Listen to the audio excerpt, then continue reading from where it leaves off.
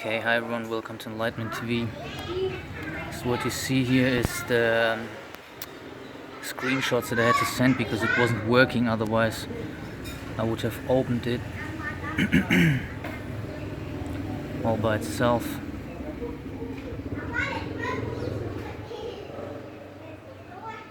Okay, pay attention to this, like sort of smudged, like as if a droplet would fall and create ripples. Okay.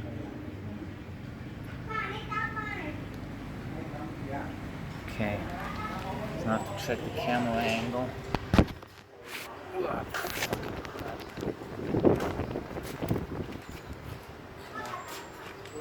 So I'm sitting down. So like this.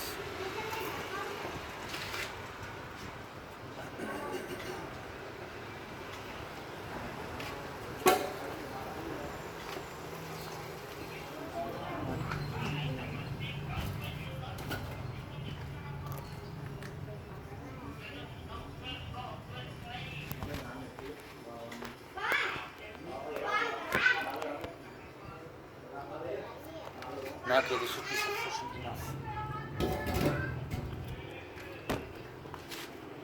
Okay. Now, I report live from the most fucked up city in the world, which is Phnom Penh. And I just show you why it's the most fucked up city in the world. Okay, it's still recording. One example. You see this? And then you see going there, therefore good internet. Then you see it going there, you know. So yeah, imagine something here fucks up and the street is flooded like it's flooded every year, I don't know, hip height, because the drain system is crap. And then obviously you will get shocked, right? So this is like one of the things amongst what I figured out today is the fluoridated water, like in Australia and Perth. Okay. And the only reason why I'm here is basically business, which is fixing my passport, which is meaning I have to go to the embassy and get a new one because the old one expires. And so before I start with the video, this is a conclusion which I had already the past couple of weeks going, and this is I only dream when I have something to do. I also just don't dream, else I spend the night and there's just nothing. So that's probably why my best friend was never dreaming, because he has never anything to do really or something, I don't know. But I remember he told me like he never has any dreams. And so therefore dreams kind of foretell you the future, and they kind of don't, because like I'll just show you this example. If I say I have to go to the embassy, right, then it kind of means that I already know what's gonna happen, right? That's the future. So then me dreaming this, something connected to the embassy and whatever, it's kind of like not really foretelling the future, because I already know that this future is gonna happen, right? So it's kind of like a 50-50 on foretelling and you already know. So now I first tell you the dream, and then what happened today in the morning.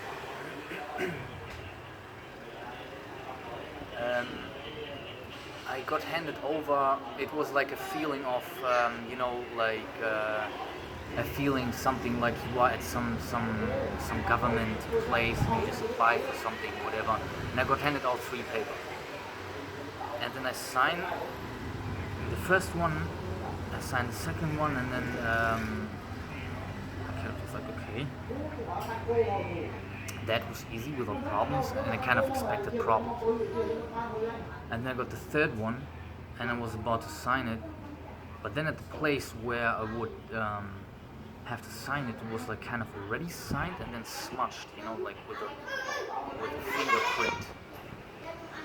Basically, exactly.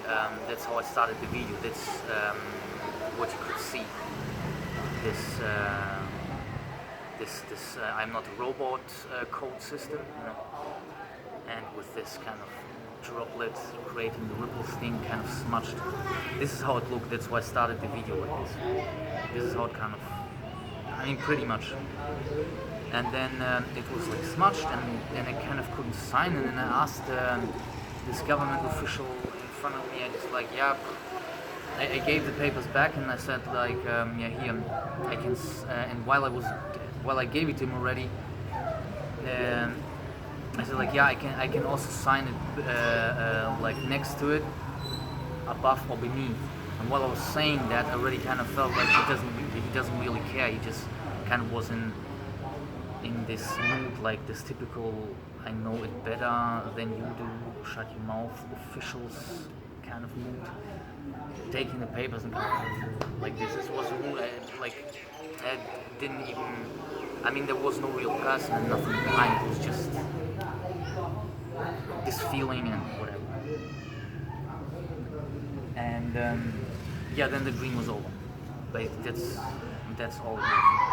And then when I woke up, I straight away knew that this is connected to the embassy. And actually wanted to get an appointment because this is just a fill-out form for the appointment. And I wanted to get the appointment already since a couple of days, but then yesterday night was Sunday night. I was like really serious about it, and because I'm lazy and whatever, so then I was this was I said, like when I know that it is about something that I have to do, then the dream is connected to this anyway. So I knew this is kind of connected to the embassy and to the application of the passport. And then I was laying down and thinking about how is it connected, how this, that, whatever, and I was kind of envisioning already like how I'm in the embassy and whatever and whatever. And then I thought like, oh, okay, shit, I just woke up of this thinking and whatever, and just stood up and just did what I had to do. What I had to do is actually get an appointment first. And then when I was doing this appointment, it 2 times on this fill-out form has rejected me, saying you've put 2 different email addresses. And then I screenshotted it also to show them because it was last time the same problem, whatever.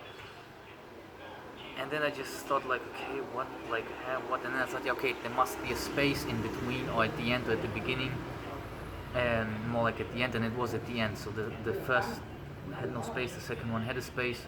So then I just pressed delete one more time and had no space, and then I could submit the form.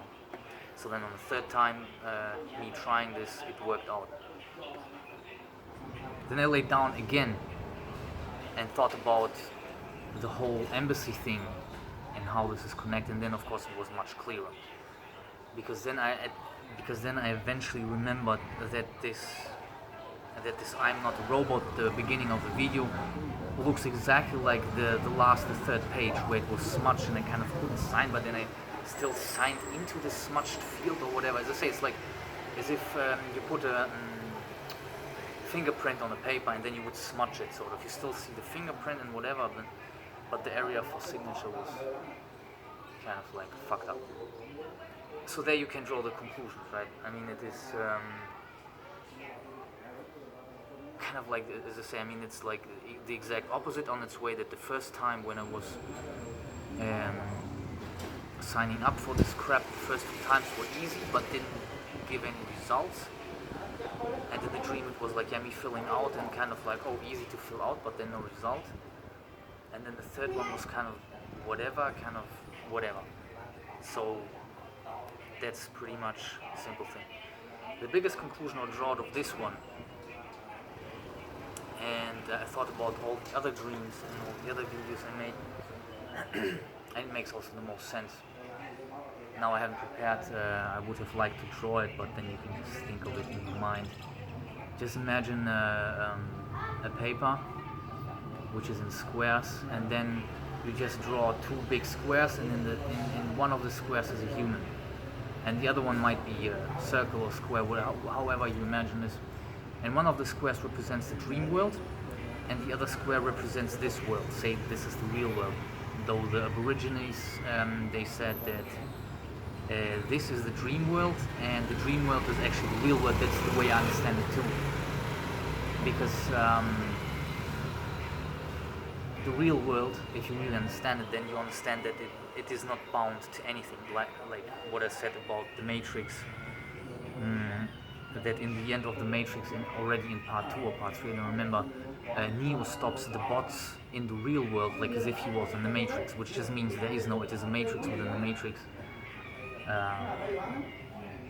and so on. Which then means, like I say, the real world is the one where everything is possible and whatever. And this is actually for us the dream world, right? In the dream world, you just can fly, you can do whatever, right? So basically, I would say that this is the dream world, which is bound to the laws of the real world, which has no laws, so whatever, right?